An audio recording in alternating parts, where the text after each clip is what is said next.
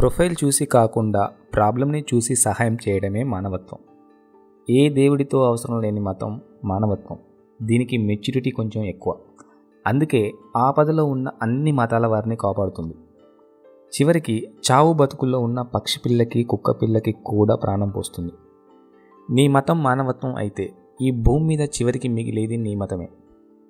అబ్దుల్ సత్తార్ ఈదీ ఇతను పాకిస్తాన్లో ఈదీ ఫౌండేషన్ స్థాపించాడు.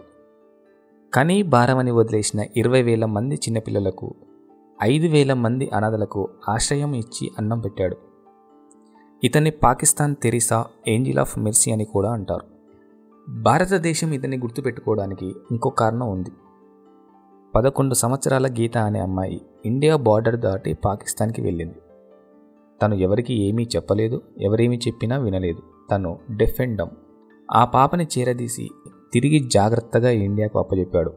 దానికి కృతజ్ఞతగా ఇండియన్ గవర్నమెంట్ ₹1 కోటి డొనేషన్ని అతని ఫౌండేషన్కి ప్రకటించింది. దానికి సత్తార్ థ్యాంక్స్ చెప్పి ఆ ₹1 కోటి వద్దన్నాడు. That is Sattar. మన మతం కాదు, మన ప్రాంతం కాదు, పైగా 2 దేశాల మధ్య శత్రుత్వం అయినా సహాయం చేశాడంటే అది కేవలం మానవత్వానికి మాత్రమే సాధ్యం. సత్తార్కి ఇన్స్పిరేషన్ వాళ్ళ మదర్. ఇతను బట్టల షాప్లో పనిచేసేటప్పుడు వాళ్ళ అమ్మ అతని భోజనం కోసమని 1 పైసా ఇచ్చి ఇంకొక పైసా పక్కనున్న అడుక్కునే వ్యక్తికి ఇచ్చిందంట. దాని అర్థం ఆకలి బాధ అందరికీ సమానమని. పైసా సహాయం చిన్నదే కావచ్చు, కానీ ఫిలాసఫీ పెద్దది. ఇంట్రెస్టింగ్ మ్యాటర్ ఏంటంటే ఈ అబ్దుల్ సత్తార్ పుట్టింది మన గుజరాత్లో.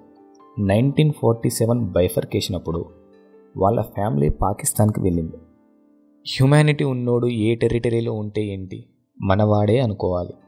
కుదిరితే ఫాలో అవ్వాలి, నచ్చితే లైక్ చేయాలి, ఓపిక ఉంటే ఇన్ఫర్మేషన్ని షేర్ చేయాలి.